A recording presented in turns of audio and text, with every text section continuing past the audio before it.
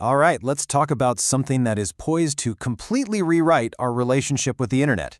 We're moving away from the kind of passive browsing we've been doing for decades and stepping into a new era of browsers that are truly autonomous, what we call agentic. So let's dive in and what that actually means. For as long as we've had browsers, they've basically just been a toolbox. They give you all the tools, tabs, bookmarks, search bars, and then say, all right, you figure it out. The Agentic model completely flips that script. It's a browser that gets what you're trying to do and says, you know what, I got this. Let me handle it for you. So what actually makes a browser agentic? Well, it really comes down to this combo of understanding, planning, and then acting on your behalf. It's not just fetching a web page, it's actively accomplishing a task. So instead of you having to comb through 10 different tabs to find the best flight, it just does it. It finds the best options for you and even explains the pros and cons. It's a true digital partner. Okay, so that sounds great, right? But how does this digital assistant actually work under the hood? Well, it's not magic. It's a really clever architecture that's built on 3 main technical pillars. Let's break them down. First up, you've got the brain of the whole operation, a hybrid AI. And the key here is all about efficiency. It doesn't use one single giant AI for everything, because that would be super slow and expensive. Instead, it uses a 2-pronged approach. For simple stuff, like figuring out what a submit button is, it uses a small, super fast AI that runs right on your machine. But for the heavy lifting, the really complex planning, it taps into a powerful AI in the cloud. And why should you care about this? Because you get the best of both worlds. The browser feels incredibly snappy for all the little things, but it also has this genius-level reasoning power to handle your most complicated requests. It's like having a sprinter and a marathon runner on the same team. The second pillar is an absolute game changer, real-time DOM understanding. Now this part is just so clever. Think of a website's code, the DOM, as its blueprint. Old-school automation tools are like robots that follow that blueprint to the letter.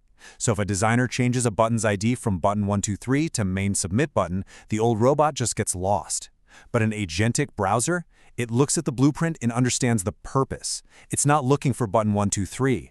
It's looking for the button to book the flight. And this is what makes the whole system so incredibly reliable. The big takeaway here is that the agent understands your intent. It gets what you're trying to do. So even if a website completely redesigns its layout overnight, the agent can still figure it out. That is a massive leap forward from the brittle, easily broken automation we're used to.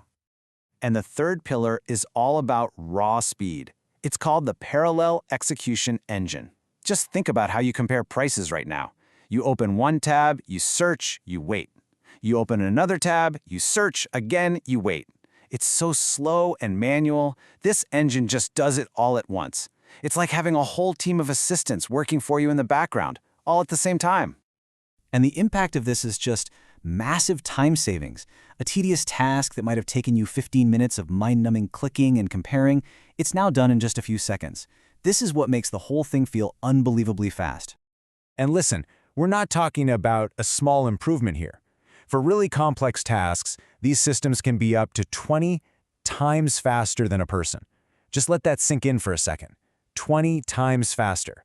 That's a staggering jump in efficiency. Okay, so we've covered the how. We've gone through the nerdy stuff. Now let's see how all these pieces come together in a real-world example, like finding the best flight.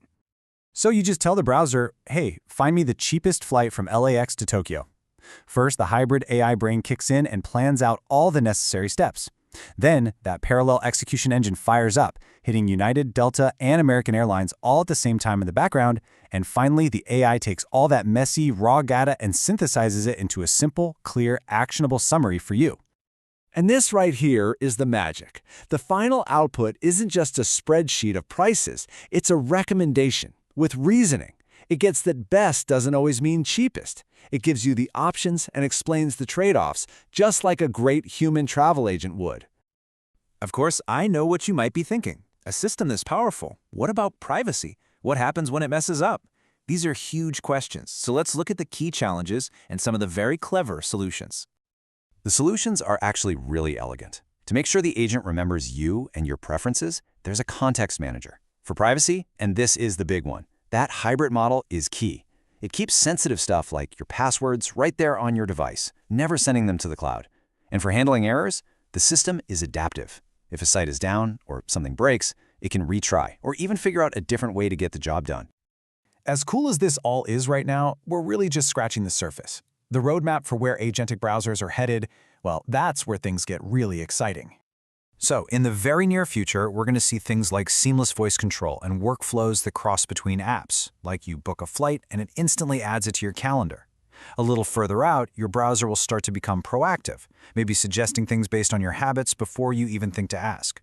And then long-term, we're talking about fully autonomous agents that can handle really complex goals like, hey, plan my entire Q1 business travel.